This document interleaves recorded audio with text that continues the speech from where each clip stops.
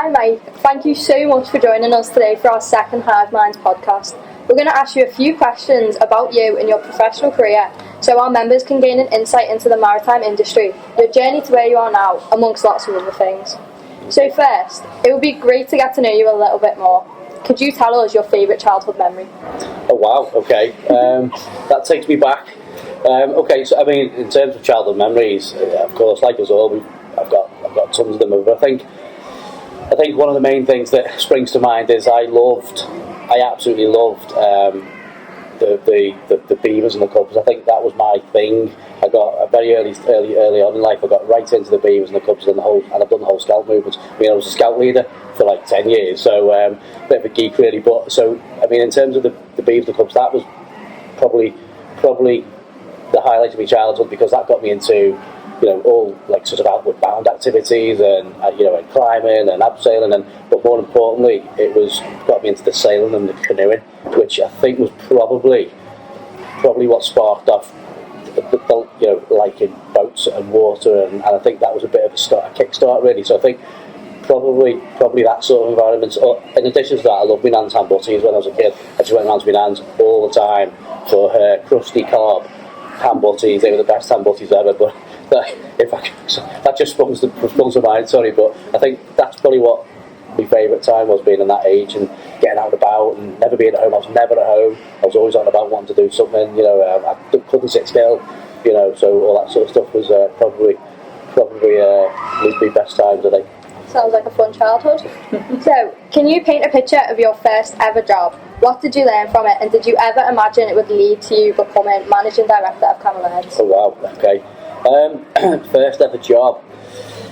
Other than having the standard paper round, which lots of us have had, because I did that, the first ever real job in terms of paying job was working in Birkenhead Town Centre here in the shopping precinct for a company called Millets, which was an outward bound store. So because I was into the outward bound and the camping and the hiking, and I was doing the Duke Bember Award and all that, all those activities, a job opportunity came up in the store, which is actually Go Outdoors now in Birkenhead Town Centre. So I was like just a shop assistant, and it was whilst I was serving my apprenticeship at Camels.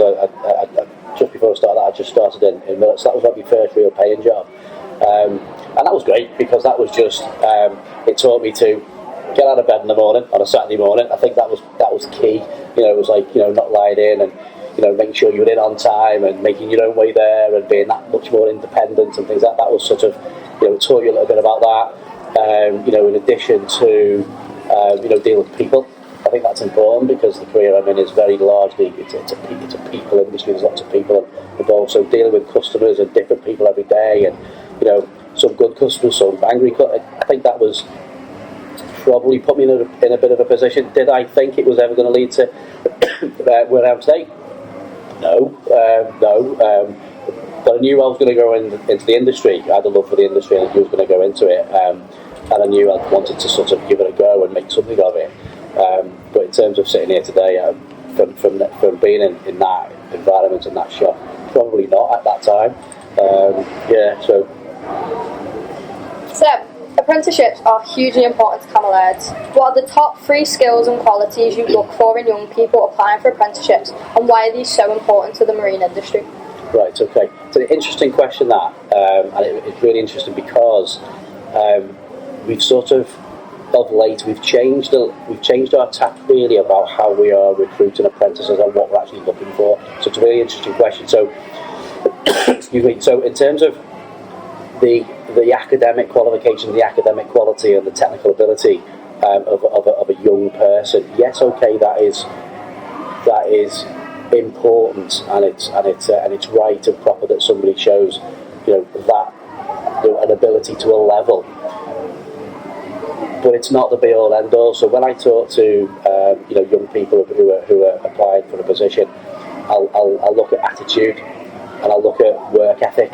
What are these young people all about? Do they get up in the morning? Have you got weekend jobs? Have you got pay plans? Do they volunteer? Do they help out in family businesses? I look for that sort of general outlook in life and that general attitude. So somebody could come and sit in front of me and say, I've got all the qualifications under the sun. I've aced everything, but you know what? I'm lazy. I don't really. If they come across as they don't really do too much, if they don't show that sort of that general ability to want to have a go and want to put some effort in, and do you know what I mean? So I mean, the industry that we're in is a hard industry. It involves effort and some, in some respects, a lot of physical effort, a lot of physical work. So I will always look for people who've got that want and that aspiration to really push and do more, and really be prepared to, and I call it, to have a go on it and do an honest day's graft, to use that language. So I do look above and beyond and outside the academic side, because if somebody hasn't quite got the technical ability, but they show good work ethic and good attitude, I will probably choose somebody of that degree rather than somebody who's got technical ability, because you know what, we can develop the technical ability if they've got the right outlook initially, which they just possess without even teaching them. That's better for me, because that, as I say, I can always develop the technical ability as a business, and that's what we'll do. So that's probably what I look for more in a young person. Yeah. In terms of key lessons learned, what's the best piece of advice you've ever received in your career? Best piece of advice. Okay, I think the best piece of, I've had lots. I've worked for lots of management, and I've had lots of advice. But I think probably the thing that I promote in the business right now is I always use the phrase, it's a people game. There's lots of people associated with this business, both internally and externally. So the advice I always remember getting was from senior management was always make the customer your best mate, right? Always make the customer your best mate, and it's all about creating relationships. Relationships matter. Relationships work. Relationships get work in.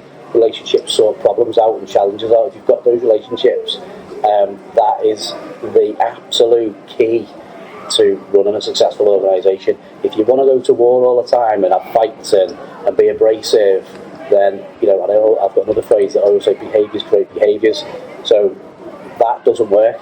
So I think in terms of the advice, I was always taught from an early age to engage in relationships, make the customer your best mate, because they're the people that are paying you at the end of the day.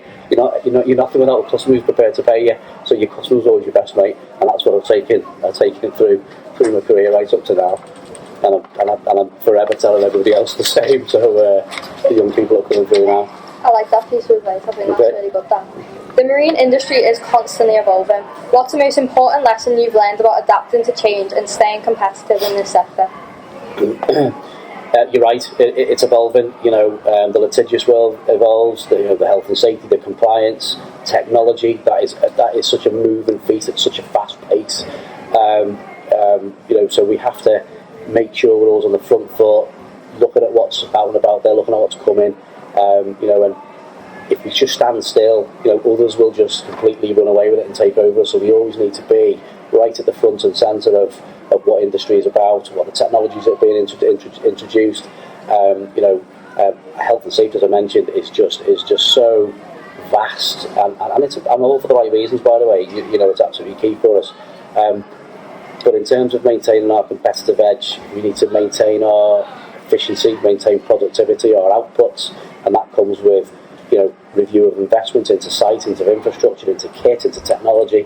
So it's always having that broader look and looking at what the industry's doing, looking at what other businesses are doing, and having that tacit knowledge of what's out and about there. So we do have people and teams of people who are always on that, always out looking and making sure that we are neck and neck with our competitors, or that much better again. So it's really important to keep an eye on what's going on in the technology world. So, everyone makes mistakes. Have you ever accidentally launched the wrong ship, or can you share a time when something didn't quite go as planned in your career, and what lesson did you learn? I do know, and it's probably before my time, that the wrong ships have been launched in the past, but I must say it was before my time. I've only been in the business 30 years, albeit a long time, but it was before my time. Mistakes, okay. There's been a few mistakes on the way, because that's human. We all make mistakes, as you've said. I think one of the things that springs to mind is I was working. We've had we had a engineering base over in Liverpool, a few years back, which is where I really started out in the management environment. And I was an engineer. I am an engineer. I was an engineer there, working on the tools, and I had a job to effectively rebuild an engine. So I did that. It took me a couple of weeks. Lo and behold, it went to sea. It went on sea trials. It failed miserably. It absolutely catastrophically failed. I was in the chair. I was the trainee manager. It was my job. Whoever knows about engines, the piston and was damaged, and it come through the side of the engine and destroyed it. And that was a failing of my part. Lessons learned from there: attention to detail, because in engineering environment, build an engine, there's detail associated with that. You really have to be focused and understand the job at hand and what you're doing. I was a young lad. I was in, I was out. Maybe I've sort of missed something or got a measurement wrong or whatever it may be. But I think it probably was, after a good telling off, by the way, from seniors, that sort of brings you back home and say, I'm not doing this again. Next time, I am going to make sure and check. So it's all about making sure that you learn about just keeping that focus and keeping the attention to detail, because the devil is always in the detail of whatever you do, to be fair. So that was probably one of them. There's been others. There's been other infrastructure mistakes and, lots of things really. But that's just an engineering organisation. Every day's different. But I think as we go through our training, it's and we allow as a business for people to make mistakes, because apprentices make mistakes, and that's all about the learning. So as long as you're taking the learning, as long as you're taking that learning through to your next job, your next day, your next week, then that's the most important thing. So you spoke before about people and how relationships are so important. So how do you motivate and inspire such a large and skilled workforce? Yeah, that's hard. That's really hard, because it's anything from 700-800 people to 1,400-1,500 people on a busy time. It is really difficult because they are all very different. There's different people. The demographic is very different age groups. People get out of bed the right side of bed on a day, you got the wrong side of bed another day. It's raining, it's sunny, so it all plays a part. We're quiet, we're busy. I think what keeps people motivated is a healthy business, a busy facility. The knowledge and awareness that we have got, an immediate and a short and a long-term future. I think that's key. They all can see that the work's coming in, the work's getting delivered, the work's going out. I think that's important. I go out of my way to make sure that we promote and develop within.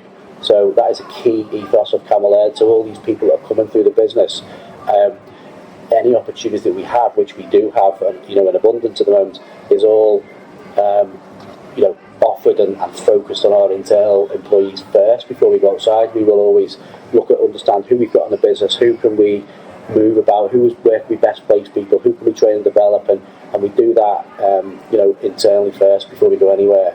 So I think that message to the workforce is absolutely key to be keeping that motivation going. And one thing we do say is, if all the sort of more mature employees, for example, would see the opportunity, see the fact that we're programming and develop within, and it's the next generation, it's their kids that are going to get that opportunity. So they put the effort in at their end, keep the business turning, with a view to getting their families through the business and the opportunity that it creates. So it's just all about promoting that good news story, and we communicate with the workforce. I talk to them all direct. We have mass meetings where I get them all together, and every quarter I give them that business update about what's going on, and we have challenging times, but it's about keeping the communication going, keeping that good news story going, making sure we still focus on the internal, our own employees, because our employees are our biggest asset. They are your biggest asset, bar none. You can have all the sheds in the world and all the holes in the ground and all that sort of stuff, but your most important asset is your employees, effectively your blue collar, cold face employees, and they're the people that need the focus and need to be, we'll keep on that train in terms of the communication side. So, what's the biggest challenge facing the marine industry right now, and how is Camel Air tackling it? The biggest challenge, okay, there's a huge competitive base, lots of competitors out there. That's a massive challenge. We have to, as I said before, maintain on keeping our front foot in terms of our competitive edge. I think costs, service costs, domestic costs, material cost, labour cost has actually just rocketed over recent years. We've all seen the indices rates shoot up, so our cost base has gone north considerably over the last sort of 3-4 years, probably a lot more so than what sort of some of our competitors have experienced in terms of Europe and the wider world, where materials, especially steel, we buy a lot of steel tonnage, clearly, because that's what we do, and we buy from the UK, we buy from the continent, but steel prices have gone north, so that is a challenge. One of the biggest challenges, in additional to costs, is, and this is not really just a Camels and a local region problem, this is probably more of a national challenge, is the skills gap. It's the skills gap that we're all experiencing. So, it's in lots of industries, big in our industry, whereby we've got a 10 to 15 year skills gap where we as an industry stopped developing people, stopped training people, if you like.